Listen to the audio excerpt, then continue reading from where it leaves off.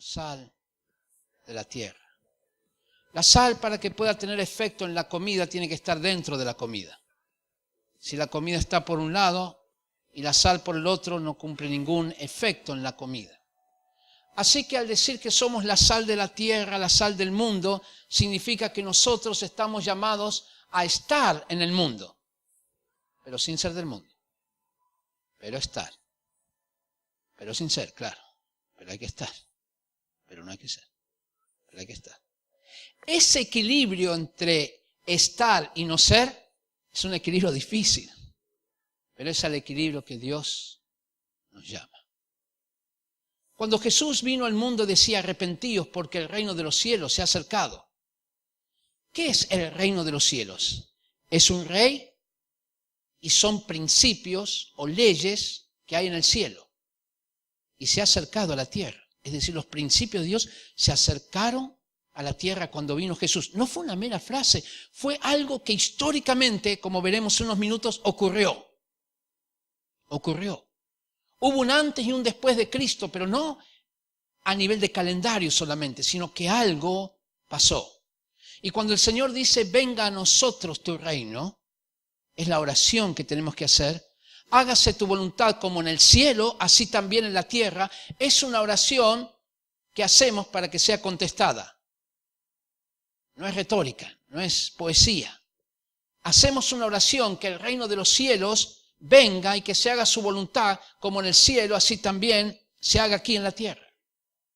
Es decir, las leyes, los principios de Dios vengan aquí. Cuando Jesús vino al mundo, no es que estableció el reino de Dios, sino que, dice, lo acercó. No se estableció plenamente, pero lo hizo más cercano. Comenzó a haber unas ideas que no había nunca antes en la historia de la humanidad. Y de allí quiero sacar una pequeña conclusión. Generalmente nosotros, cuando hablamos de evangelizar, hemos dicho que evangelizar es cuando comentamos o damos a conocer las buenas nuevas de salvación a una persona, y esa persona entonces se entrega a Cristo o no se entrega, pero lo hemos compartido y lo hemos evangelizado. Jesús hizo esto, con la mujer samaritana, con Nicodemo, lo hizo con las grandes multitudes. Pero hay un área que quisiera contarles un poquitito más acerca de lo que es evangelizar, que no es solamente el cambio de personas, sino también el cambio de las ideas. El próximo campo misionero que tendremos que enfrentar es el campo del pensamiento. Hay que transformar las ideas, hay que cambiar los paradigmas. Y creo que el Señor nos dio un claro ejemplo de esto. ¿Por qué hay que cambiar los paradigmas? Porque imaginemos que tenemos aquí un profesor cristiano que ama a Dios con todo su corazón.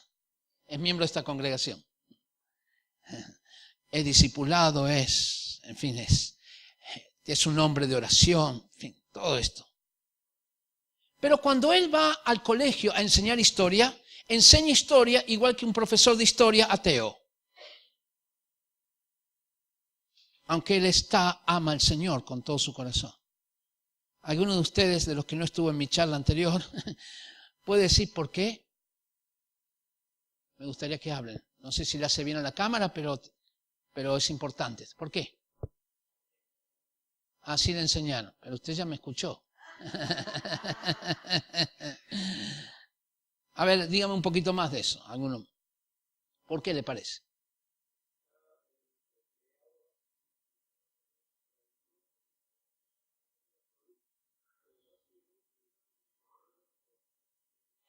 Muy bien, es decir, en otras palabras, a él le enseñaron de una manera.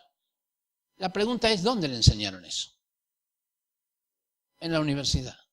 ¿Y la universidad qué línea de pensamiento o cosmovisión tiene? Humanista atea.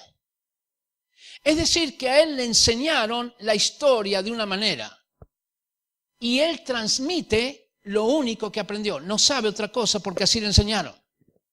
Pero los que le enseñaron partieron de una cosmovisión humanista atea. Así que para evangelizar las ideas, él lo que tendrá que hacer es reinterpretar su carrera. Yo soy abogado de profesión. En el último año que estaba estudiando en la universidad, vino la palabra del Señor a mí. Me dijo, Ricardo, estudia fuerte, recíbete, obtén el título y luego olvídalo. Y reinterprétalo otra vez de acuerdo a los principios de Dios. Y yo empecé a reinterpretar mi carrera de abogado de acuerdo a los principios de Dios y me llevé un montón de sorpresas.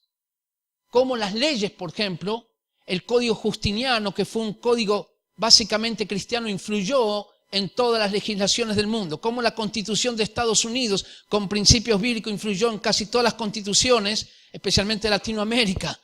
¡Wow!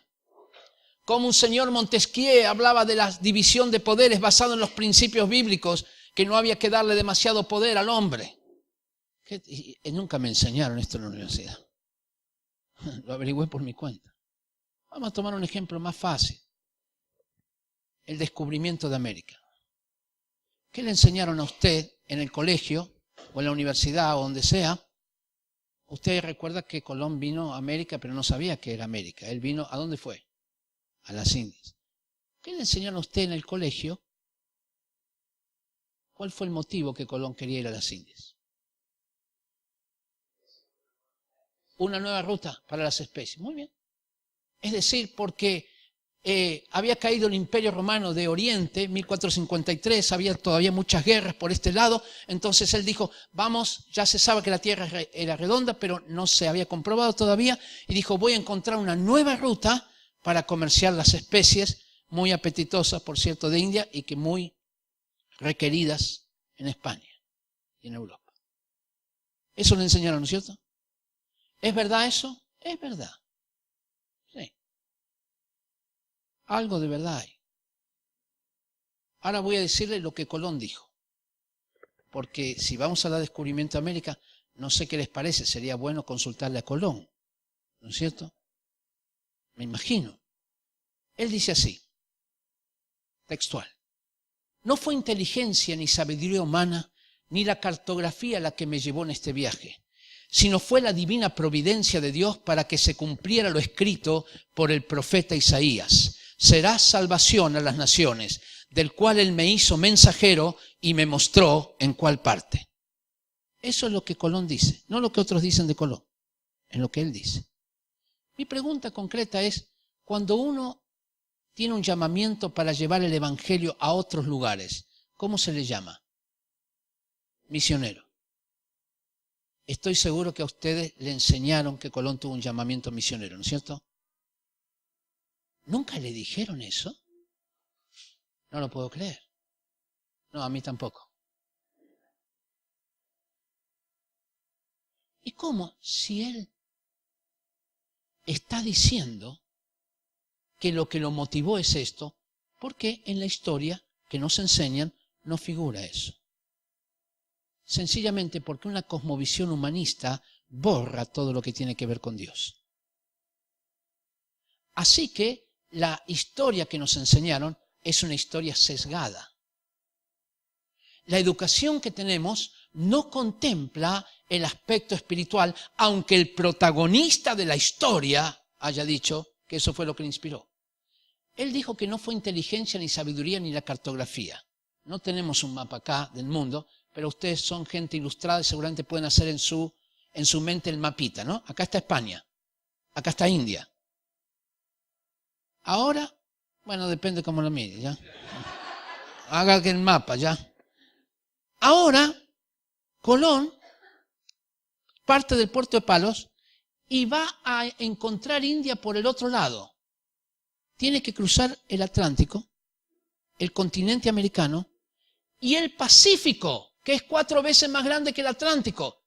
Realmente no fue la cartografía ni inteligencia, porque estaba perdido el hombre. Fíjese que cuando llegó a las Islas Canarias ya se le rompió el mástil a una de las carabelas. Cuando llegó a América se le hundió otra carabela. Imagínese cómo hubiera llegado, cómo hacía para llegar hasta la India por el otro lado. Jamás. Además no tenía los víveres para hacer y tenía una tripulación que a las 3 semanas de estar navegando por aguas desconocidas lo quería tirar al mar a Colón. Quería volverse. 23 de septiembre, Diario de Colón. La fuente, breve historia de Indias, escrita por Fray Bartolomé de las Casas. La fuente de lo que dije antes, libro de profecías, el único libro que escribió Colón entre el tercer y cuarto viaje. Entonces, 23 de septiembre, los vientos dejan de soplar. Y Colón y la tripulación piensa, sin viento los barcos no pueden ir ni para atrás ni para adelante. Hay una desazón en la tripulación. Nos vamos a morir acá. Recuerda, estaban en aguas desconocidas. Colón comienza a orar a Dios y clamar. Pedir a Dios que se muevan los vientos. Y de pronto escucha la voz del Señor. Todo esto está en su diario.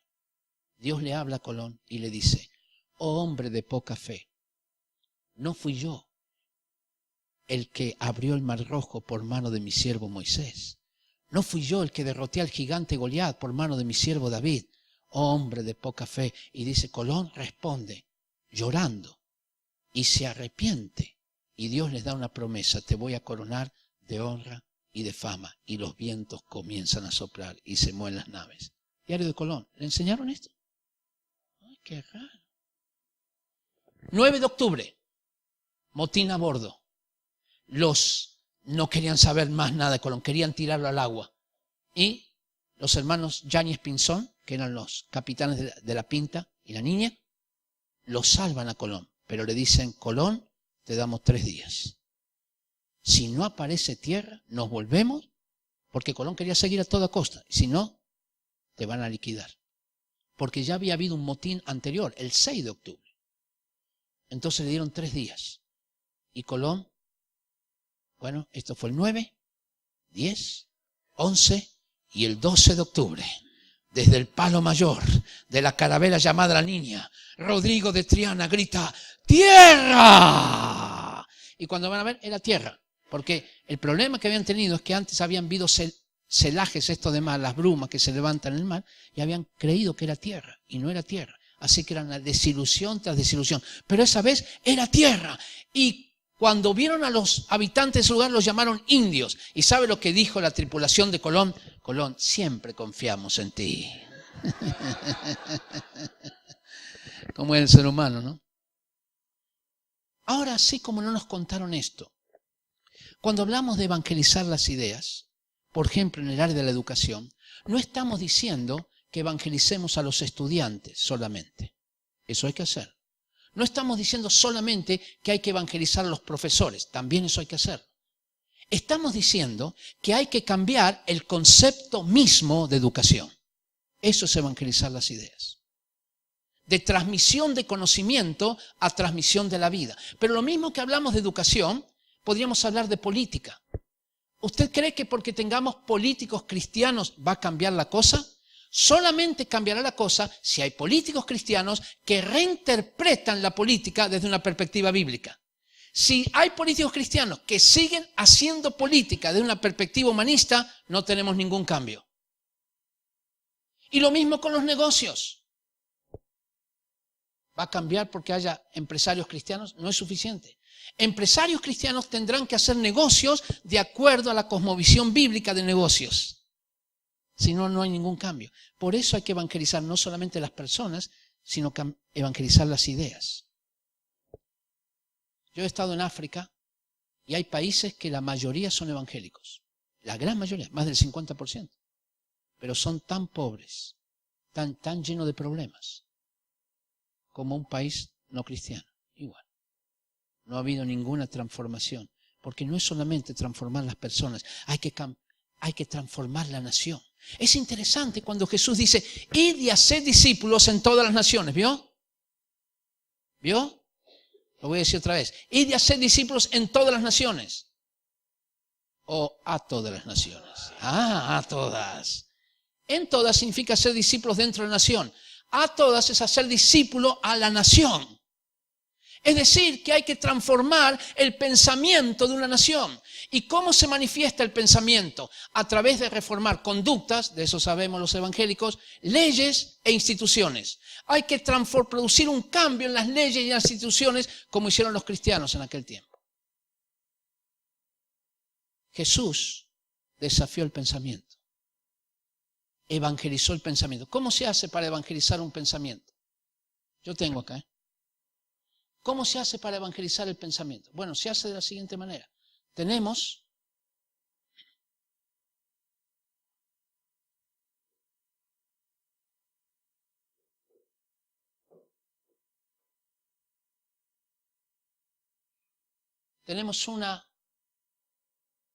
un paradigma en una sociedad, un pensamiento dominante. Nos dice cómo actuar.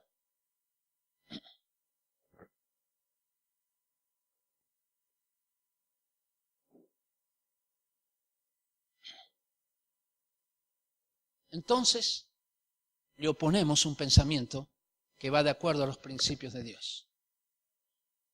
Veamos la vida de Jesús un poquitito. Oísteis que fue dicho, ojo por ojo, diente por diente. Amarás a tu prójimo y aborrecerás a tu enemigo. Ese es el pensamiento que está colocado allí. Ahora viene otro pensamiento. Pero yo os digo, amad a vuestros enemigos. ¿Qué? No, al enemigo es ojo por ojo. Al que hay que amar es al amigo, al prójimo. ¿No? Al enemigo. No, al amigo hay que amar. No, al enemigo. No sé si usted puede ubicarse cómo se está rompiendo una estructura mental en la sociedad. Es un paradigma que existía por mucho tiempo. Y ahora Jesús desafía el pensamiento y lo evangeliza.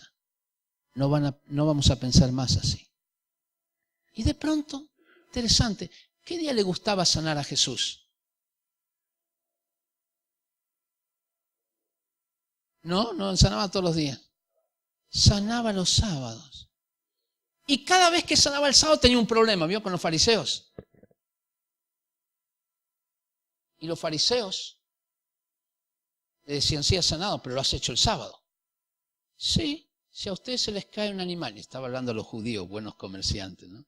Se les cae un animal el día sábado, ¿qué esperan? ¿El otro día para sacarlo cuando está muerto? No, lo sacamos el sábado. Ah, yo también hago el bien el sábado. Mi pregunta es, ¿por qué no sanaba los miércoles? Se hubiera evitado un montón de problemas. ¿Por qué sanaba los sábados? Estaba desafiando un pensamiento establecido.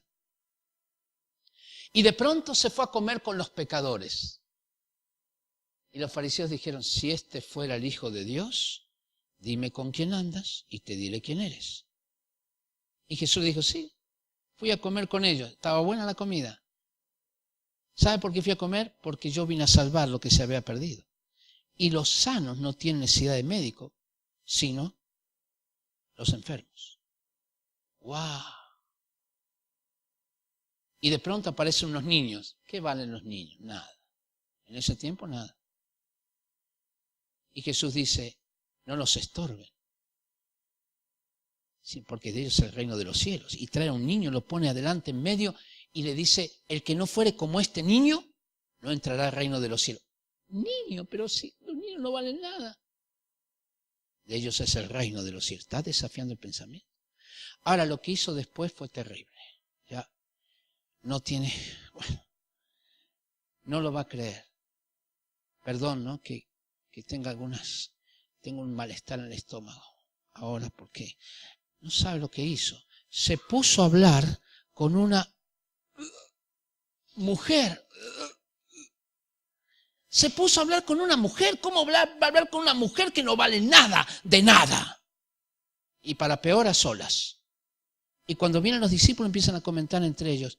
¿Te diste cuenta de lo que está haciendo? Que está hablando con una mujer. Y Jesús le dice, sí, ¿cuál es el problema? Jesús tenía discípulas mujeres. Aleluya. Susana, Juana, María, Marta, María Magdalena, hasta le servían con sus bienes. Lucas 8. Estaba cambiando un paradigma. Jesús no tenía apóstoles mujeres, porque imagínense que ahora le han inventado un romance con María Magdalena. Si hubiera tenido discípulas, apóstoles mujeres que viajaban con él, hubieran inventado un romance con cada una. Culturalmente no lo podía hacer, pero él tenía discípulas mujeres. Qué tremendo. Y de pronto vio unos hombres que estaban poniendo una gran cantidad de dinero. Y los discípulos dijeron, mira, esos hombres sí que ponen dinero. Sí, no me impresiona eso. Pero Jesús, están poniendo mucho dinero. Sí, pero no me impresiona. Esa mujer me impresiona. Esa mujer es una pobre diabla, tiene 2 monedas nomás. Sí, pero ella me impresiona. No, y esto no me impresiona. Me impresiona esa mujer. Está cambiando, porque Dios no mira lo que está delante de sus ojos, mira el corazón. Está cambiando el paradigma. Y de pronto se fue a la casa de un tal Simón, un fariseo, y viene una mujer pecadora. Y lo unge con perfume. Y Simón piensa, si fuera este el Hijo de Dios, sabría qué tipo de mujer pecadora es esa. Y Jesús dije, sé lo que estás pensando. Ay, qué bueno Jesús, porque tú sabes que es una mujer pecadora. Adoradora, Simón. No es una mujer adoradora. No, pero es una adoradora, Simón. Adoradora. ¡Wow! ¿Entiende el cortocircuito que está produciendo en el pensamiento? Lavémonos las manos muchas veces. No se laven tanto porque lo que entra por la boca no contamina al hombre, sino lo que sale de la boca. ¿Qué? Y cuando oren, háganlo en secreto.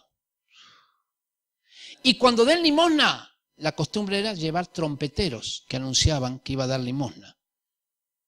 Que una mano no se entere lo que hace la otra. Pero Jesús, ¿qué gracia tiene dar limosna si nadie lo sabe? Si lo importante de dar limosna es que los demás lo vean. No, lo harás en secreto.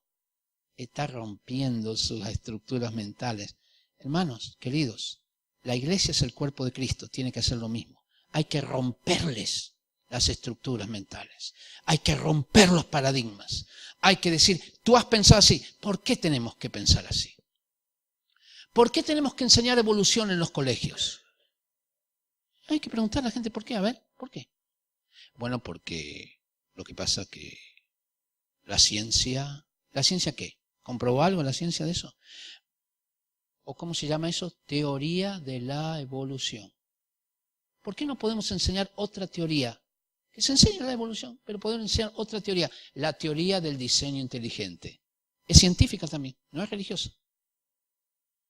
No, porque los que piensan así son minoría. Y cuando en la ciencia los científicos que descubrieron grandes cosas fueron mayoría. Siempre comenzaron siendo minoría. ¿Por qué no podemos, en un país 85% cristiano, bueno, digamos cristiano, pero no importa, 85% cristiano, tenemos que enseñar evolución y no podemos enseñar diseño inteligente? No le llame creación porque eso suena a religión, pero diseño inteligente. ¿Por qué no lo podemos hacer? Gabriela Mistral decía, volvamos a Cristo al aula. ¡Wow! Volvamos a Cristo al aula. Destacamos a conquistadores y descubridores, todos hombres violentos, y ni una palabra de aquel, esto dice Gabriela Mistral, ni una palabra de aquel que fue carne de puro sacrificio. Hay que mostrarle esto a los educadores. Ignorar a Cristo en el aula, decía ella, es como hablar en geografía de los mares ignorando en química el agua. No se puede. Él es el maestro perfecto, decía. Y no se lo menciona porque no se lo puede imitar. ¿Cuánto se le dedica a Jesús en la educación? Poquitísimo. Casi ni figura en los libros. ¿Por qué no? Si Él fue el que produjo un cambio en el pensamiento. ¿Qué cambios produjo Jesús en el pensamiento? El pueblo judío estaba bajo el imperio romano. Los romanos, junto con el pensamiento griego, es decir, la cultura greco-romana, creía lo siguiente. Platón decía, a los niños que nacen débiles y deformes hay que matarlos. Platón decía esto. Plauto, filósofo romano, decía algo parecido. Séneca, escritor romano, decía, nosotros ahogamos a los niños que nacen débiles y deformes. Y era así. Y de pronto aparece un nuevo pensamiento. Alguien, un tal Jesús de Nazaret, que dice de los niños es el reino de los cielos, y comienza a cambiar el paradigma. Y los cristianos, a los niños que iban a matar, los mataban o los dejaban abandonados. ¿Recuerdan la fundación de Roma, la leyenda de Rómulo y Remo? que eran 2 niños abandonados, amamantados por la loba y todo eso. Pero el asunto es interesante, que ahora los cristianos comienzan a adoptar a estos niños. Pero los cristianos estaban siendo perseguidos. Y esto era contra la ley, porque la ley de las 12 tablas decía, no se criará, se matará a los niños que nacen débiles o deformes. Se los matará. Era una ley. Pero los cristianos escribieron otra ley paralela, se llamaba Didaqué. La escribieron en el año 85 después de Cristo y decía así, no cometerás infanticidio. Así que mientras los romanos mataban a los niños, los cristianos tenían otra ley. Si las leyes van en contra de los principios de Dios, podemos levantar otra ley. No cometerás infanticidio. Entonces el emperador romano descubrió a un cristiano que hacía mucho esto, se llamaba Benigno, y lo condenó a muerte. Hoy nosotros levantaremos un monumento a alguien así, que recoge los niños. Pero la ley allí, la moral que tenían era que a esos niños no había que criarlos. Entonces los cristianos siguieron luchando. Lucharon por prácticamente 3 siglos. Más de eso. En el año 311, los cristianos dejaron de ser perseguidos. Y entonces comenzaron a levantar este paradigma que los niños eran creación de Dios y que de ellos era el reino de los cielos. Y en el año 374 después de Cristo, bajo el reinado del emperador Valentiniano, los cristianos cambiaron la ley. Y ahora la ley decía que cualquiera que matara a un niño, cualquiera fuera su condición, sería criminal. Y cualquiera que lo abandonara sería criminal por abandono. Y los cristianos cambiaron la ley. ¿Sabe qué pasó con esa ley? Pasó a todas las legislaciones del mundo hasta hoy. Eso fue un legado del cristianismo a la humanidad. Sí lo podemos hacer. Sí podemos cambiar las leyes para la gloria de Dios. ¿Y qué pasó con la mujer? La mujer en Grecia y en Roma, primero no era ciudadana en Grecia. En Roma tenía muy pocos derechos, no podía elegir con quién casarse, no podía ser poseedora de sus bienes, el esposo podía matarla bajo ciertas circunstancias, podía divorciarse de ella, en fin, un montón de cosas. Entonces aparece un filósofo cristiano llamado Saulo de Tarso, más conocido como apóstol Pablo. Y él dice, en Cristo Jesús no hay hombre ni mujer. No hay hombre ni ¿qué? Ni mujer, no hay. Así que basta de náuseas, no hay más hombre y mujer. Todos somos uno en Cristo. Eso es revolucionario. ¿Cómo va a ser si la mujer no vale nada? ¿Ya? Los pensadores griegos decían, la mujer debe permanecer callada.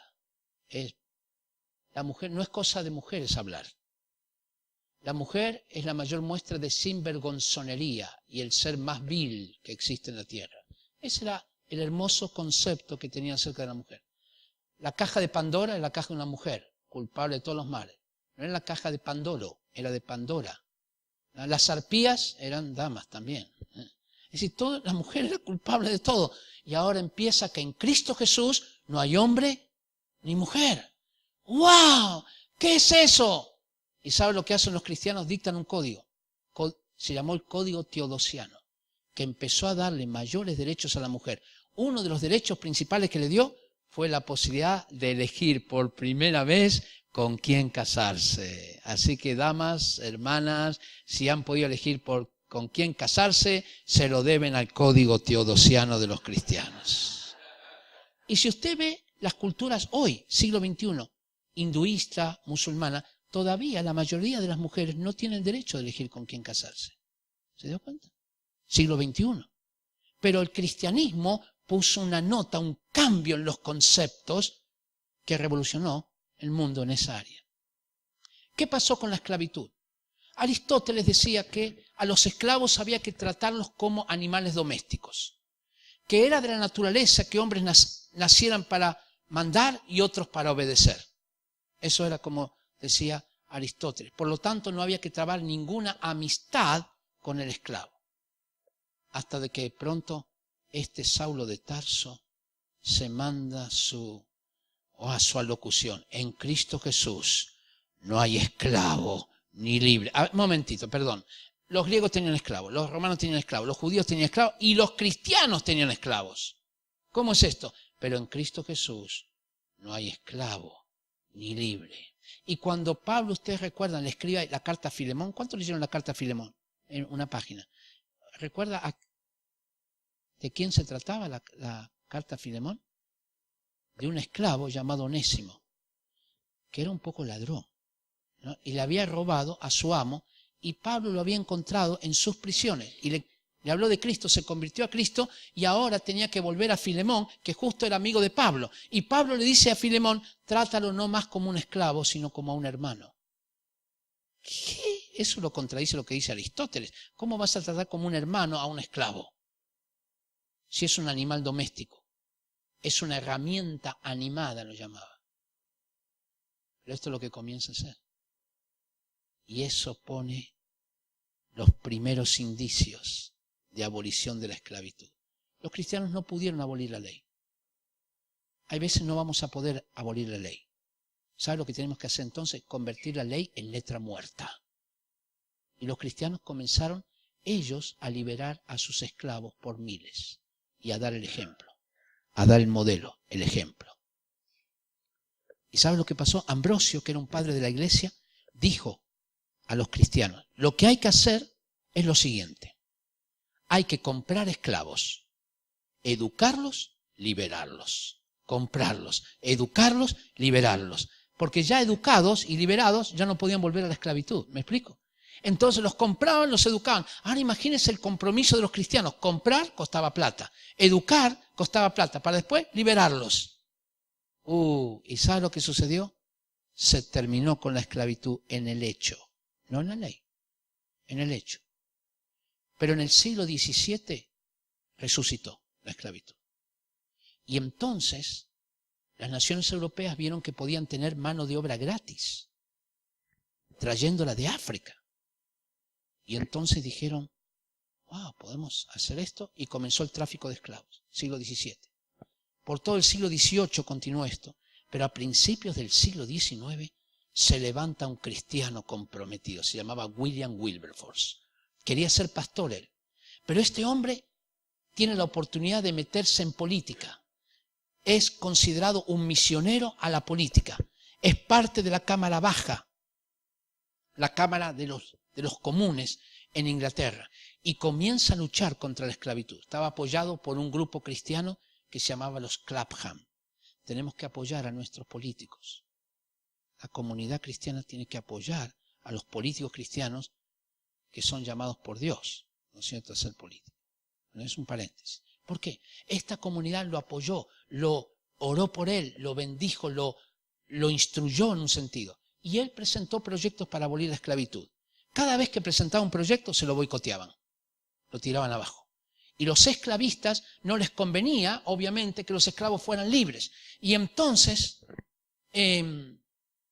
comenzaron, fue muy interesante esto, él luchó 30 años. Las luchas no son cortas, son largas. Hay veces nos puede costar 30 años, le costó a él. Y a los 30 años de luchar, el Parlamento inglés decidió abolir la esclavitud. Después de 30 años de lucha. 2 días después, William Wilberforce murió. Se fue a casa. Había terminado su misión. Sus últimas palabras fueron, Señor, gracias que me has permitido ver el día en que Inglaterra tuvo que pagar 20 millones de libras esterlinas para liberar a los esclavos, porque había que pagarle a los dueños de esclavos, había que indemnizarlos. Y eso era la mitad del Producto Bruto Interno de un año para el país. Por eso Inglaterra no quería liberarlos, porque la indemnización que tendría que pagar, pero finalmente lo hizo. Y como Inglaterra era el líder del mundo, los otros países lo imitaron y se terminó con la esclavitud, gracias a un hombre cristiano llamado William Wilberforce, un agente de transformación. Cuando yo estaba en Londres, fui al Parlamento y encontré que había un póster grande ahí. Había 12 pósters. Es decir, no sé llamarle póster, era como póster, una cosa así larga. Y con los 12 hechos más importantes de la historia de Inglaterra. Por ejemplo, ahí estaba la Carta Magna, 1215. Y otro de los 12 era la abolición de la esclavitud por William Wilberforce, como un hecho histórico que un cristiano hizo. a abolir la esclavitud. Pero además, entre los romanos y los griegos, la vida no tenía tanto valor. De los últimos 50 emperadores, 37 murieron suicidándose o los mataron. Solamente 13 murieron por otras causas. Porque los romanos tenían una filosofía que se llamaba estoicismo, que decía que el mundo era de los fuertes. A los débiles había que ayudarles a morir. Así que cuando se sentían frustrados, derrotados, ellos tenían un dicho: córtate las venas. Y se cortaban las venas. Ustedes habrán visto en las películas algunos suicidándose en latina o cosas así. Eso era bastante normal en Roma. Pero además había otro problema. En el Coliseo romano, donde se enfrentaban los gladiadores, cuando un gladiador vencía al otro, le ponía la espada en el cuello y le preguntaba al César de Roma: ¿quiere que viva? El César le preguntaba al pueblo: ¿quiere que viva o que muera? El pueblo tenía una manera de decir que viva o que muera. Quiero decirle que el dedito siempre iba para abajo, porque al débil, al derrotado, al frustrado, había que ayudarlo a morir. Pero de pronto aparecen dos principios. El primero: fuimos creados a imagen y semejanza de Dios. Dios nos creó, no tienes derecho a quitarte la vida. Y lo que pasa es que los suicidios comienzan a disminuir. ¿Ve? Hubo un cambio de paradigmas. Y luego ocurre otro. El mundo es de los fuertes, decían los romanos. Al débil hay que ayudarlo a morir. Los cristianos, guiados por un tal Jesús de Nazaret, dice así: bienaventurados los misericordiosos, porque ellos alcanzarán misericordia. Porque tuve hambre y me ayudaste a morir. No. Y me diste de comer. Porque tuve sed y me diste de beber. Porque estuve preso, me visitaste, enfermo. Bueno, todo esto son situaciones de debilidad. Y en ninguna se produce que hay que ayudarlo a morir, sino que hay que ayudarlo a vivir. El principio de misericordia, que no era conocido por los romanos, comienza a hacerse presente. Y Dios produce lo siguiente. En el año 395, el emperador romano decreta la abolición del Coliseo romano. Después de 7 siglos de existencia, después de miles y miles de gladiadores asesinados, el Coliseo romano, gracias a la obra de los cristianos, se cerró para siempre. Y nunca más hubo muerte de gladiadores. ¡Qué tremendo! Eso lo hicieron los cristianos. Entienda que el Coliseo romano no era un coliseo que está en Roma. Era una institución. Había coliseos romanos en España, en Suiza, en Alemania. Era una institución. Así que los cristianos logran terminar con la institución Coliseo romano. Cristianos podríamos terminar con instituciones que no sirven para nada. Podemos hacerlo. Y a su vez, crear otras instituciones que son de bendición. Pero eso lo haremos en un minuto. Quizás una de las cosas más importantes que el cristianismo cambió como paradigma fue el concepto de dignidad. ¡Wow! Ese concepto es netamente cristiano. Yo estaba hablando con Ignacio Walker, ¿no? Y me decía: no, es que yo creo en la dignidad, pero no desde el punto de vista religioso, me decía, sino desde el punto de vista filosófico. Es que no se puede hablar de dignidad desde el punto de vista filosófico si no se tiene a Dios. Por una razón. Los griegos no conocían el concepto de dignidad, tenían solamente el concepto de honor. Los romanos sí tenían el concepto de dignitas, pero dignitas era una especie de estatus que tenían hombres libres. Las mujeres no tenían dignitas, los esclavos tampoco. Y de los hombres libres, solamente algunos, los que pertenecían al Senado, a la orden de caballería y que tenían un estatus moral muy alto. Eso era, tenían la dignitas. Pero el concepto cristiano no es ese. Y es el que finalmente se impuso. Es que parte de Génesis 1, 26, 27. Fuimos creados a imagen y semejanza de Dios. ¿Un tetrapléjico también? ¿Un chico con síndrome de Down también? ¿Un ancianito que ya no puede producir también? ¿entienden? No era una cuestión de méritos, era una cuestión que fuimos creados a imagen y semejanza de Dios. Este concepto cambia la humanidad, porque ahora, si todos tenemos dignidad, quiere decir que somos iguales, que no hay esclavos ni libres. ¿Ya? Si todos tenemos dignidad, comienza entonces los derechos de la mujer, los derechos del niño, el concepto de derechos humanos. Todos esos son conceptos que se derivan de dignidad. ¿Y de dónde salió el concepto de dignidad? De los cristianos. Porque la dignitas era selectiva. En cambio, esto es para todos, por el solo hecho de haber sido creados a imagen y semejanza de Dios. Ese fue el fundamento de la dignidad. Por eso no entiendo cuando los marxistas hablan de dignidad. Es imposible, porque el asunto es cuando un ateo habla de dignidad, porque no es coherente.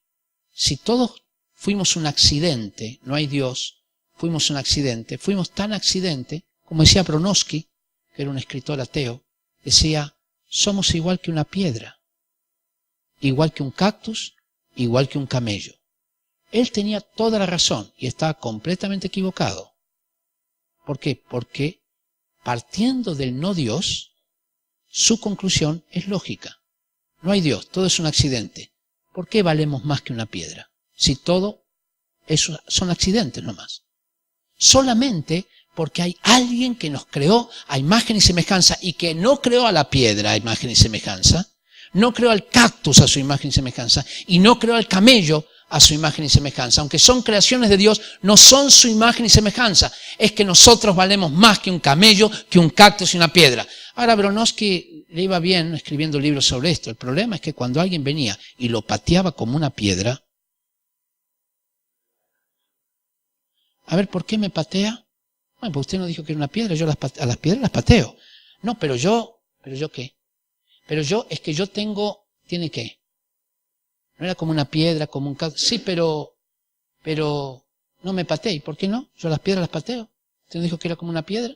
Sí, pero, entiende, para escribir libros es muy bueno esto, pero para cuando te patean, ya te confronta con la realidad. No hay tal cosa, no es porque no somos ni piedra, ni cactus, ni camello. Somos creación de Dios a su imagen y semejanza y tenemos una dignidad que no tiene la piedra.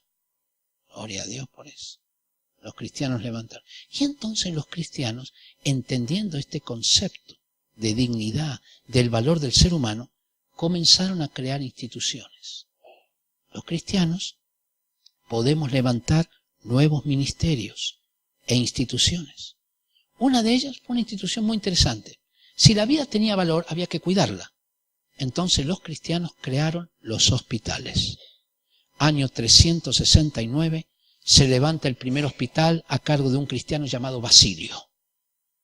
Y el primer hospital en Roma es en el año 390 y lo levanta una mujer cristiana llamada Fabiola. Ahora lo interesante de Fabiola es que era pagana y tuvo un encuentro con Dios, se entregó a él, tenía mucha plata, sí. Y usó toda la plata para levantar el primer hospital en Roma. Y de ahí salen todos los hospitales. Del concepto cristiano. ¿De dónde viene la palabra hospital? De hospitalidad. ¿Me entiende? Era dar a acoger hospitalariamente a los enfermos en momentos de... Porque cuando uno está enfermo está en un momento de debilidad. Era un lugar para acogerlos hospitalariamente. De ahí viene la palabra. Porque los cristianos creían en el valor de la vida. No que al débil había que ayudarlo a morir. Y los cristianos, más adelante, van a crear otra institución muy interesante relacionada con la salud, ya en la época moderna. ¿Hay alguna enfermera acá? ¿Algún estudiante de enfermería? ¿No? Bueno. Puro empresario acá. Y ama de casa. Y bueno. Interesante. Esta mujer se llamaba, la mamá de las enfermeras, Florence Nightingale. Siempre me gusta ver si hay alguna enfermera para preguntarle si le enseñaron quién era Florence Nightingale. Me dicen, sí, era una buena mujer. que llevaba una lámpara. Sí, pero nada más que eso. Florence Nightingale recibe por revelación la carrera de enfermería. Y ella escribe en su diario: un día Dios me despertó y me dijo si estaba dispuesta a pagar el precio. Y yo le dije que sí. Dios le empieza a hablar sobre la carrera de enfermería. Antes de la revolución que ella causó fue increíble. Porque antes de Florence Nightingale, los enfermos eran, digamos, atendidos por mujeres que eran condenadas a la cárcel, y como pena alternativa se la mandaba a cuidar enfermos. Ya puede imaginar el cuidado que recibían los enfermos. ¿Ya? Y entonces, de pronto, Florence Nightingale toma una cantidad de medidas en el área higiénica, profiláctica, en los hospitales. Y el diario The Times de la época, en Londres, dice lo siguiente: hizo un estudio, que antes de Florence Nightingale, de cada 100 enfermos que entraban a un hospital, 42 morían. Después de Florence Nightingale, de 100 enfermos que entraron al hospital, ¿sabe cuántos morían? 2. Tremenda revolución de una cristiana que le creyó a Dios. Porque nosotros no fuimos llamados solamente a salvar personas. Fuimos llamados a producir cambios profundos en la sociedad, a través del área social, a través del área política, a través de todas las áreas. Tendremos que desafiar el pensamiento. Y de pronto un niño, ¿no?, se clavó un punzón en su ojo izquierdo. Se quedó ciego del ojo izquierdo, después tuvo un virus, perdió el otro ojo, quedó completamente ciego. Pero era un muchacho que amaba a Dios, era organista de la iglesia, y sus últimas palabras cuando murió fueron: Señor, gracias que me has permitido desarrollar el sistema de escritura y de lectura para los ciegos. Se llamaba Louis Braille. Y había otro señor que vio cómo, otro cristiano comprometido, que vio cómo la gente en la guerra, los heridos que quedaban en las batallas, no podían ser atendidos y morían desangrados. Y él, en la batalla de Solferino, organizó un grupo de mujeres y de jóvenes para salir al campo de batalla, en la tregua, durante una tregua, y atender a los heridos. Y les dijo a todos los voluntarios que tenían que atender a todos los heridos de ambos ejércitos, con el lema Tutti Fratelli, todos son hermanos. ¿Ya? Se llamaba Henry Dunant. Y esto fue el inicio de la Cruz Roja Internacional, creada por un cristiano. Premio Nobel en 1901. ¿Y sabe qué? Podríamos hablar horas, pero déjeme decir un par más. Había el hijo de un pastor luterano. Vio como su papá tenía un jardín de flores y de plantitas y que las cuidaba de que eran chiquititas. Y él dijo: así como mi papá cuida a las flores y a las plantitas de que son pequeñas, así hay que cuidar a los niños. Y creó el kindergarten, jardín infantil, que hoy llamamos preescolar. Lo creó un cristiano también. Y el último fue la creación. No es el último, es el último que les voy a mencionar nomás, ¿ya? Para no aburrirlos con tanta historia. Pero es que tengo otros puntos.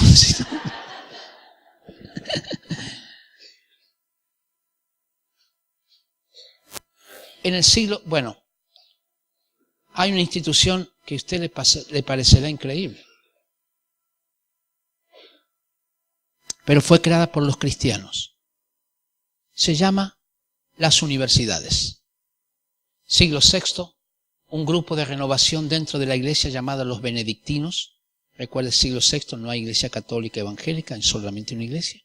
Hay un grupo de renovación llamado los benedictinos que deciden preparar a los misioneros de buena forma y le enseñan lo que se llama quadrivium y trivium, es decir, las 7 disciplinas básicas donde estaba aritmética, geometría, lógica y otras más. ¿Para qué? Ese fue el inicio, para preparar misioneros. ¿Para qué se crean las universidades? Para preparar misioneros. La universidad cristiana, no.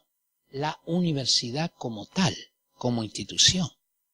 En el siglo XII comienza la primera universidad, la de Bolonia, año 1158. La segunda universidad fue la Sorbona de París, año 1200. Las dos basadas en principios bíblicos. Las dos teniendo a Dios como centro. Luego se desarrollan las diferentes universidades en Europa, todas basadas en principios bíblicos, hasta que llegamos a Oxford y Cambridge, de donde sale Isaac Newton, también basada en principios bíblicos. Luego vamos a las universidades de Estados Unidos, las principales, Harvard, Princeton, Yale, son fundadas en principios bíblicos y además fueron fundadas por iglesias evangélicas. ¡Wow! Y mi pregunta es, ¿qué pasó con las universidades? Que hoy son centros de ateísmo. Y lo que tenemos que decir es, recuperemos las universidades para Jesucristo. Recuperemos las universidades para Jesucristo. Cristo fue quitado de la educación. Me gustaría contarles cómo fue quitado, pero vamos a ver si por ahí agarramos, por algún lado. Pero lo que quiero terminar como esta primera parte, como conclusión es, nosotros somos llamados a producir cambios en los paradigmas de una sociedad. Tenemos que producir cambios en la manera de definir el arte. Hay que producir cambios en la manera de definir la iglesia. Hay que producir cambios en la manera de definir las comunicaciones. Lo tenemos que hacer por amor al Señor. Hay que desafiar el pensamiento establecido. En una cosmovisión bíblica, lo que sucede, la cosmovisión o la línea de pensamiento determina cómo vamos nuestro sistema de creencias, nuestros valores, es decir, qué es bueno y qué es malo, y también determina nuestros comportamientos. Así que no es lo mismo tengo que ser directo en esto, no es lo mismo tener mandatarios con una cosmovisión atea, no es lo mismo que tener mandatarios que aunque no sean muy buenos cristianos, por lo menos tienen un concepto de Dios. Porque el punto de partida es esencial en los paradigmas. No es una cuestión religiosa, es una cuestión de paradigmas. No hay que hablar de religión, hay que hablar de cosmovisión. Porque si tú hablas de religión, usted es religioso, ok, vaya, métase en la religión.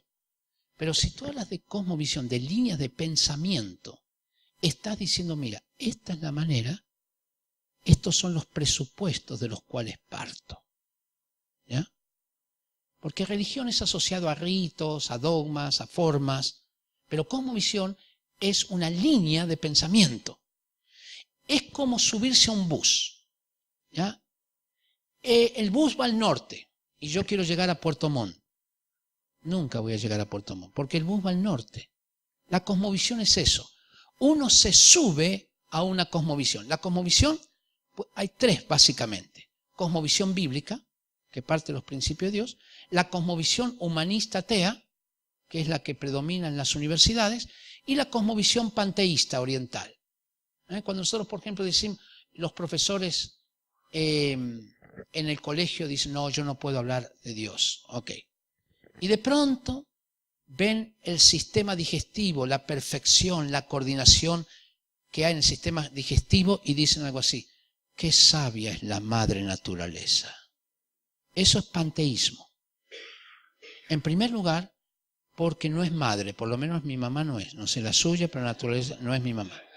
En segundo lugar, no es sabia. Oh silla, qué sabia que eres.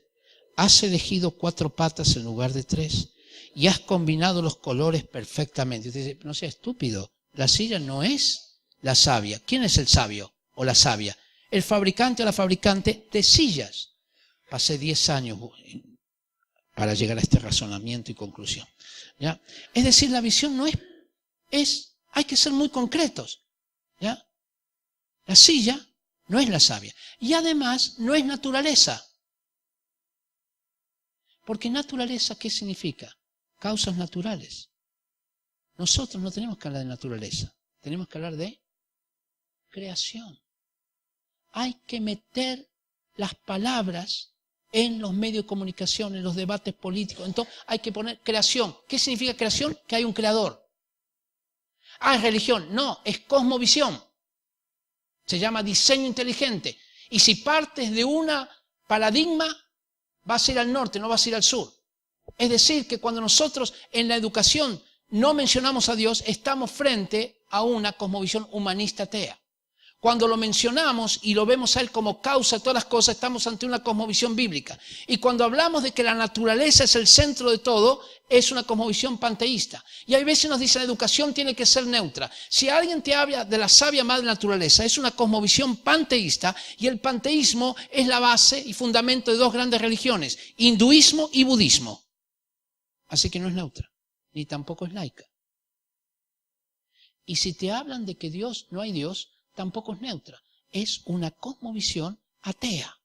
Y eso hay que confrontarlo. Como un país que 85% se declara cristiano y 93% cree en Dios, nos están colocando una cosmovisión que es humanista, atea, que no responde a la mayoría ni a la creencia general del pueblo. Son los derechos del pueblo. Hay que escuchar al pueblo. Hay que meter todas esas cosas, ¿no? Pero el asunto concretamente es que no partimos de una cosmovisión equivocada. Y este es el problema que tienen nuestros jóvenes en las universidades. Por eso muchos pierden la fe. Porque parten de un paradigma, pero no se los dicen. Sociología, antropología, derecho, psicología, literatura, pedagogía, historia, psicología. ¿Cómo se llaman esas carreras? Humanistas. ¿Qué significa humanista? Que parten con el hombre, siguen con el hombre, terminan con el hombre. Dios no está presente. Y por ahí un muchachito nuestro estudia psicología y dice, no sé, estoy perdiendo la fe. Claro que va a perder la fe. Porque se subió al bus que va al norte y quiere ir a Puerto Montt. ¿Dónde está Dios? No está. Porque partió que no hay Dios, esa carrera. No hay Dios. Y aún las científicas, porque tienen ramos humanísticos, no hay Dios. Entonces nunca va a llegar a Dios. ¿Qué tiene que hacer ese muchacho? Que hay que instruirle, hay que decirle, mira, lo que te van a enseñar, apréndelo bien, saca el título y después olvídatelo. Y reinterprétalo, entiende que lo que te están diciendo es un sistema coherente. Pero coherencia y verdad no es lo mismo.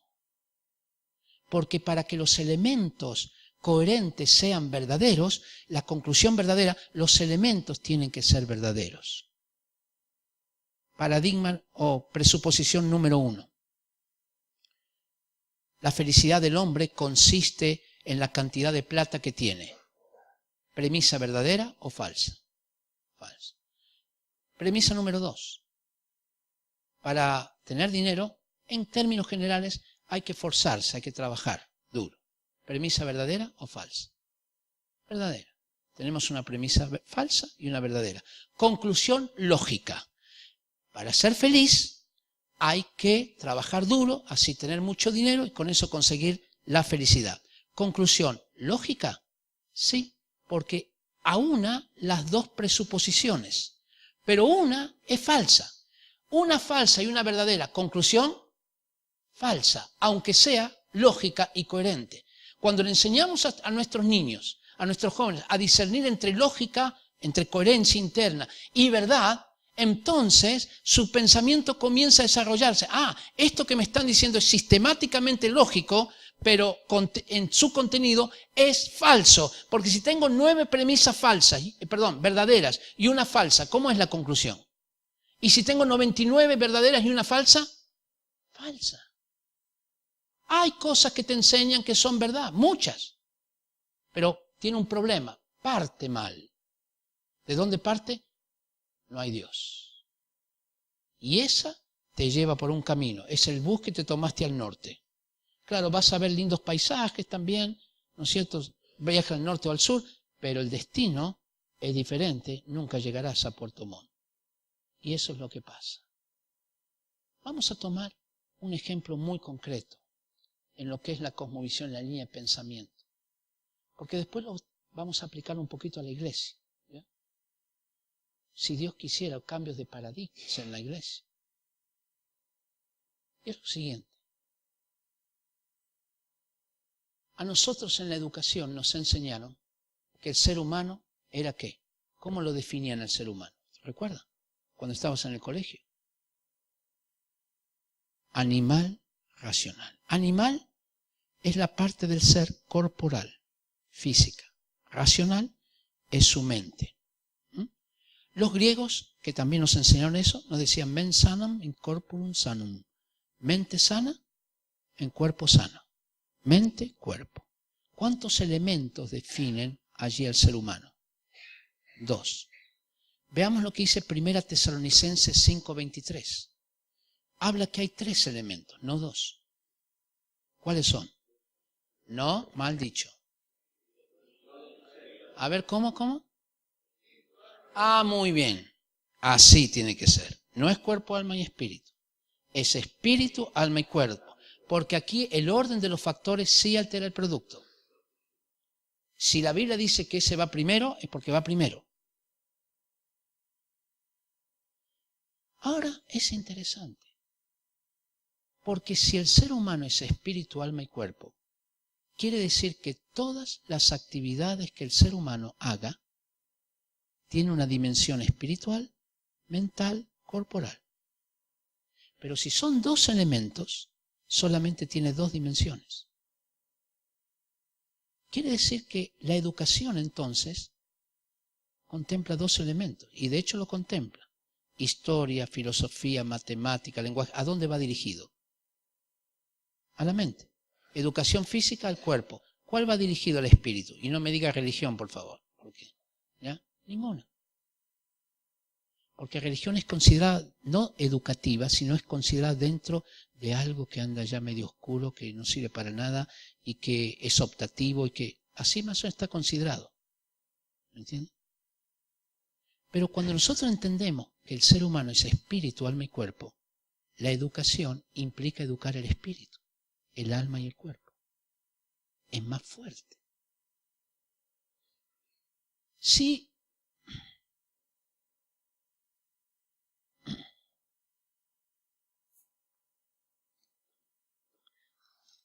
Bueno, aquí tenemos un trípode, 3 patas. Fue diseñado para tener 3 patas, 3 elementos. Quitémosle una. ¿Qué pasa con esto? Se cae. Vamos a suponer que las 2 patas que quedan son de oro con diamantes. Fabulosas. ¿Qué pasa con esto? Igual se cae. Lo que quiero decir es que podemos tener una mente maravillosa, ser Albert Einstein y Stephen Hawking al mismo tiempo. Un cuerpo de Atlas, pero todavía se cae porque hay una dimensión perdida. Si hay una dimensión perdida, en toda actividad del ser humano habrá una dimensión perdida. En la educación hay una dimensión perdida. En la política hay una dimensión perdida. En los negocios hay una dimensión perdida. En las comunicaciones hay una dimensión perdida. En la familia hay dimensión perdida. En la salud hay dimensión perdida. Los cristianos tenemos que recuperar la dimensión perdida. Si no lo hacemos nosotros, Nueva Era lo hará.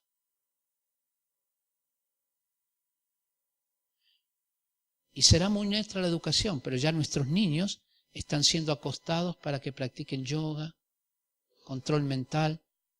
Yoga es la liberación del espíritu de Kundalini, es una cuestión netamente religiosa. ¿Entienden lo que estoy diciendo? Cuando nosotros entendemos que el ser humano son 3 dimensiones, es como cuando entras a un cine 3D con los lentes. Yo la primera vez que vi un 3D fue en Disney World, cuando todavía no existían los cines. Pero habían ellos levantado una película a propósito, ¿no? Para que tuvieras el efecto del 3D y te daban los lentes. La película era sobre unos ratones y de pronto los ratones se dirigían al público. ¿Sabes lo que hacíamos todos? Levantábamos los pies, ¡ah! Pero tú te sacabas los lentes y los ratones estaban en la pantalla. Era sacarte los lentes, pero con los lentes veías cosas que sin los lentes no podías ver, porque era 3D. El ser humano es 3D. Si no tiene el 3D, hay áreas que no puede ver, como la de Cristóbal Colón, que no lo pueden ver los historiadores, lo que les acabo de decir, cuando está en todos sus documentos. ¿Por qué no lo ve? Porque le falta una dimensión. Pero también le podría faltar esa dimensión al político cristiano, y al no cristiano, por supuesto, al artista, al educador, al comunicador. Lo interesante es que comencemos a tener 3D. Y de los 3D hay uno que tiene el dominio. 2 Corintios 3:17. El Señor es el Espíritu. En otras palabras, Señor, de la palabra Kyrios, jefe, amo, máxima autoridad. Señor, dueño. Bueno, esto significaba el que manda. En otras palabras, el que manda es el Espíritu. No es lo que aprendimos en la universidad, aunque nosotros podemos filtrarlo y reinterpretarlo, es el Espíritu. Y cuando hay tensión entre el Espíritu y otra de las partes de nuestro ser, el que manda es el Espíritu. Gloria a Dios. Y lo incorporamos a todas las actividades. Hay una tensión entre el cuerpo y el espíritu. El espíritu dice ayuna, el cuerpo dice no. Pero después el cuerpo se somete al espíritu cuando uno obedece al espíritu. Y dice, no está tan mal ayunar, podríamos ayunar la semana que viene otra vez. Y las emociones también. Has tenido emociones que son tan contrarias al espíritu. Una vez yo tenía que predicar, estábamos con un grupo predicando en España. Y estábamos esperando que el predicador llegara. Y nosotros estábamos haciendo los previos. Y la gente empezó a escupirnos, tirarnos cosas, insultarnos. Vino un grupo de prostitutas a bailar, los coritos, eróticamente. Vino otro, dijo que era Jesús. Hicimos un drama y otro vino y nos interrumpió tirándonos revistas. Yo dije, al predicador lo van a matar cuando venga, porque todavía no había llegado. Y estábamos orando. Por el predicador, yo estaba orando con otras 2 personas, bendice al predicador, cuídalo, que no lo maten, Señor, porque la gente estaba muy agresiva. Y viene el líder del evangelismo y me dice, Ricardo, tú eres el predicador. No, yo te voy a confesar la verdad. ¿Usted cree que yo dije qué fabuloso, era lo que estaba esperando? Yo dije sí. Estoy un poco afónico. Y el Espíritu Santo me dijo, mentira, no es verdad eso. ¿Lo harías por mí? Yo dije, no. El Señor me volvió a decir, ¿lo harías por mí si yo te doy mi poder? Y dije, bueno, ¿cómo me vas a dar tu poder? El Señor me dijo, da 7 vueltas a esta plaza. Ahora, entiéndame, Dios no necesita que uno dé 7 vueltas a una plaza, el que no necesita es uno. ¿Ya? Entonces Dios tan misericordioso, da 7 vueltas, di las 7 vueltas. Cuando tomé el micrófono tenía un tigre adentro, hermanos. El poder del Espíritu Santo. Vino un borracho a quitarme el micrófono, toda la gente burlando y riendo, haciendo chacota de esto, 500 personas haciendo, y me quitaba el micrófono y yo logré sacarle el micrófono y me perseguía el hombre, y todos riéndose. 2 amigos austríacos lo sacaron y yo seguí predicando y el Espíritu Santo me dice, dile a la gente acá que se quiere entregar a Cristo, pase al frente. Yo dije, Señor, ¿cómo? Se están todos burlando, ¿quién va a pasar al frente? El Señor me dijo, dile a la gente que pase al frente, los que quieran entregarse a Cristo. Le dije, los que quieran entregarse a Cristo pasen al frente. Y en medio de toda la burla, 4 o 5 pasaron al frente. Casi me caigo de espalda. Y mis emociones, gloria a Dios. Cuando terminé ese aire libre, le dije al líder, ¿dónde es la próxima? Porque ya estaba fuerte. Qué lindo es cuando obedecemos al Espíritu. Y la mente, a veces la mente te ha dicho algo que va contra el Espíritu. Mire esto, mejor es dar que recibir. ¿Qué?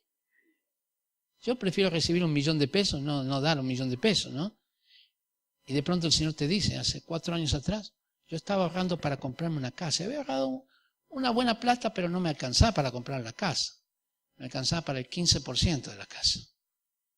Pero igual era plata. Y de pronto el Espíritu Santo me dijo, quiero que regales toda la plata. Yo dije, Primero, fuera Satanás.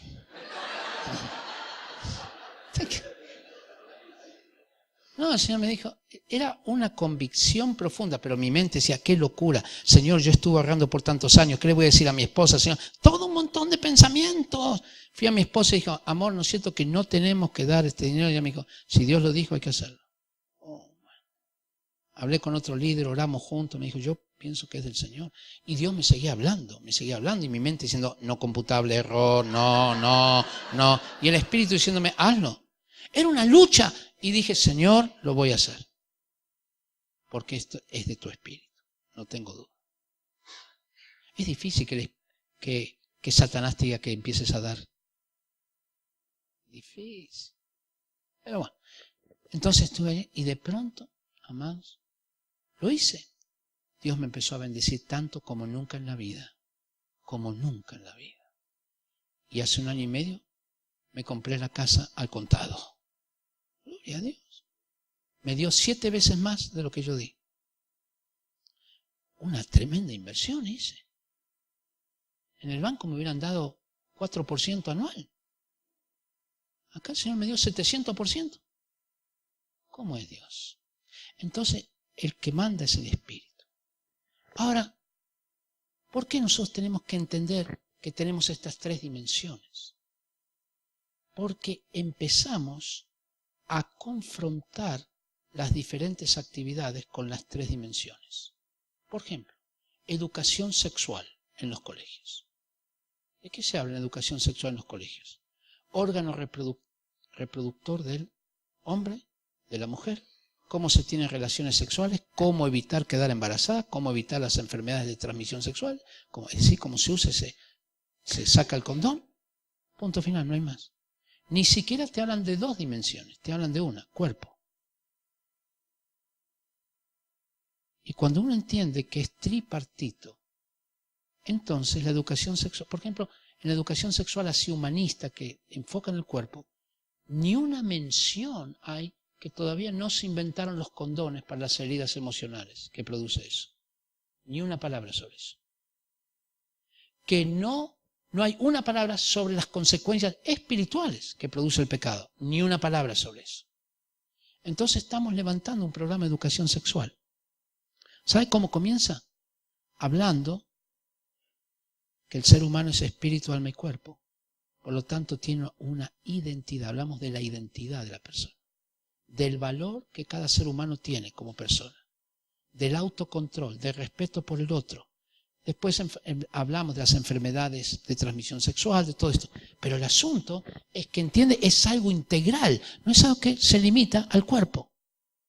Por eso tenemos que tener las 3 dimensiones. Porque esto lo podemos hacer, por ejemplo, en el campo de la educación sexual.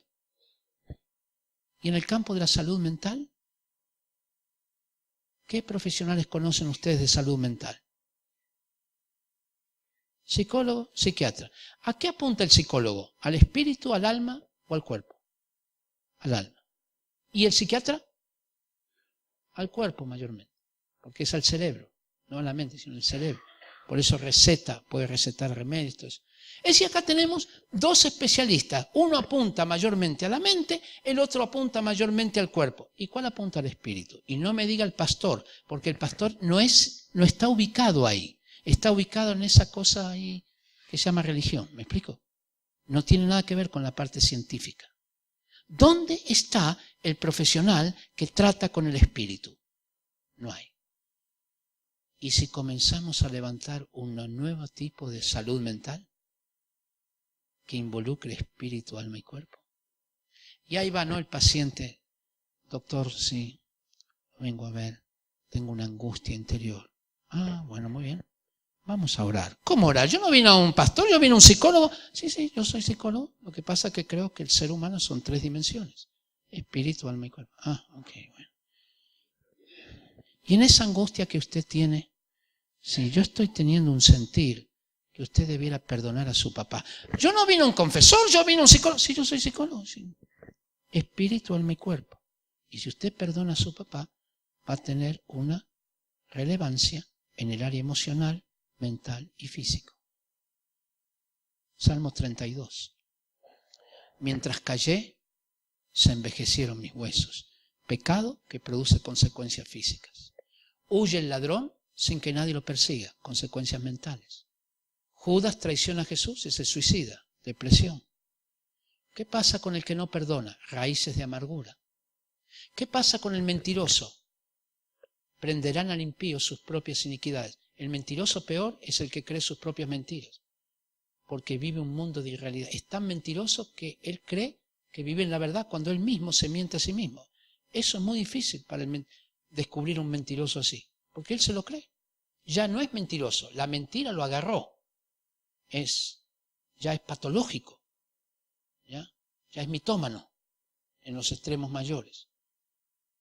Entonces, cuando incluimos el área espiritual, pero el área espiritual no solamente en esto, en el arte tenemos que incluir el área espiritual. Johann Sebastian Bach decía: yo compongo música para la gloria de Dios y el dulce solaz del alma. ¿Ya? Y lo tenemos que incluir en el área de las comunicaciones. ¿Por qué? Porque los comunicadores son profetas de una nación. Porque ellos presentan como verdad a una sociedad algo que la sociedad no considera verdad. Pero ellos lo presentan como verdad y como si toda la sociedad ya lo aceptara como verdad. Pero la sociedad no piensa así, por ahora. Pero en 5 años, la sociedad pensará lo que esos comunicadores le han dicho. Porque ellos tienen algo que usted y yo no tenemos.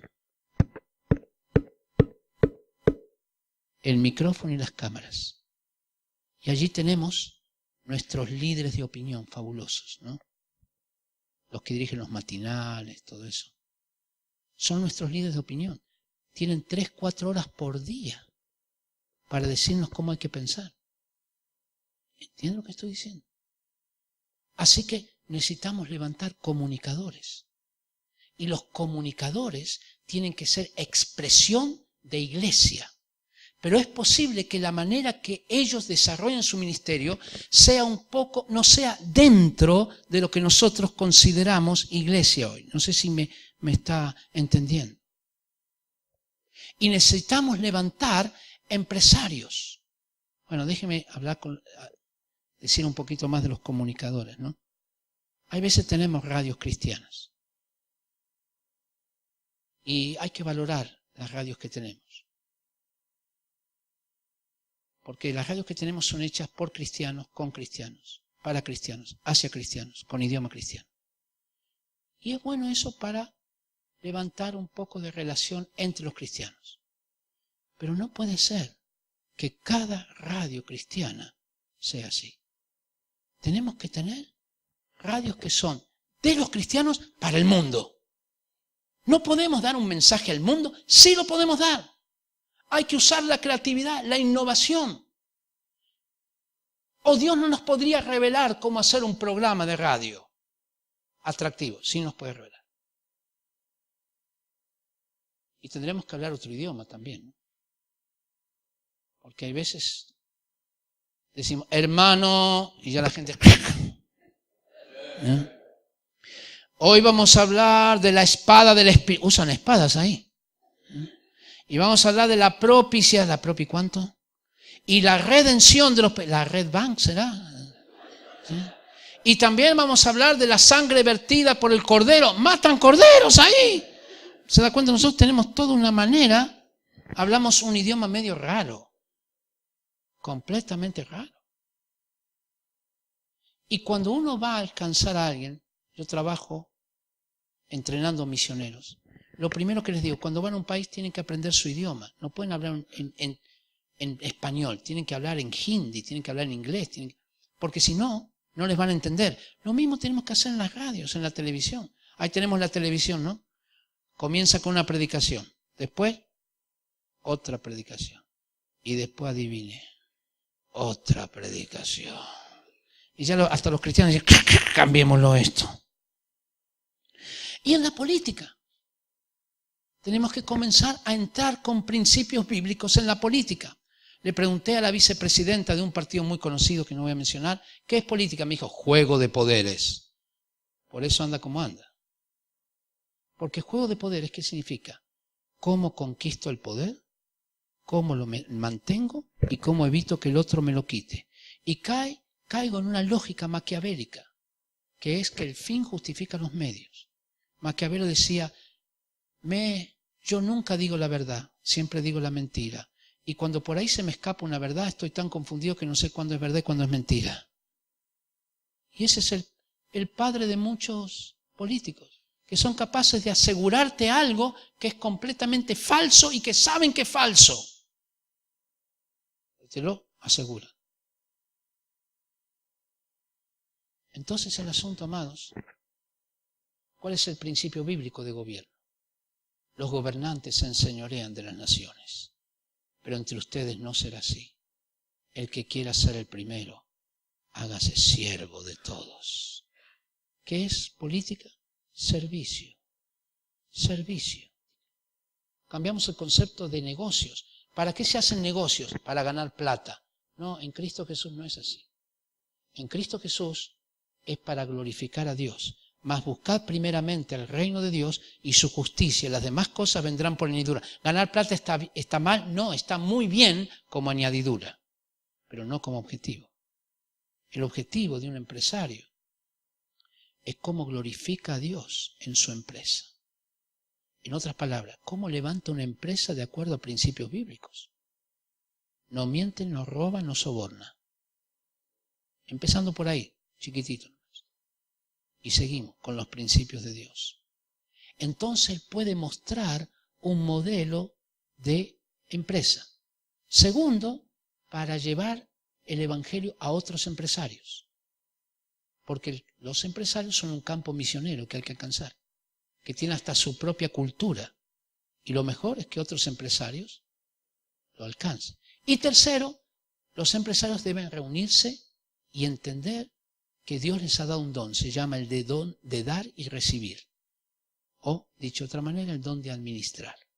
Y se reúnen y oran a Dios y dicen, Señor, este dinero, ¿cómo lo invierto para tu gloria? De eso se trata. Pero no es que el primer objetivo es dar dinero. El primer objetivo es colocar su empresa de acuerdo a los principios de Dios. Segundo, discipular a otros empresarios. Tercero, es cómo a través del dinero, que es una herramienta dada por Dios, que se puede usar bien o mal, pero hay que usarla bien, podemos extender el reino de Dios. Así que, ¿cuántos empresarios hay acá? ¿Pueden levantar la mano? Empresarios, comerciantes. Todos, muy bien. Les voy a pedir un favor, renuncien. Hoy, ahora por favor, renuncien ya. Y conviértase en misionero a los negocios. Para lo cual tiene que ser empresario. Así que no renuncie como empresario, pero cambie el chip. ¿Cuántos son profesores? No quieren levantar la mano porque les voy a decir, renuncien también. ¿Cuántos tienen aspiraciones políticas? Renuncien también. Sean misioneros a la política. ¿Tienen abogados? ¿Hay algún abogado acá? Gracias a Dios no, dicen. No, si hay algunos abogados que... Bueno, les llamaría misioneros a la justicia. Hay amas de casa, ¿no? Sí. Si les digo renuncien, van a decir, sí, renunciamos. Sí, con mucho gusto van a decir. No, convirtamos el hogar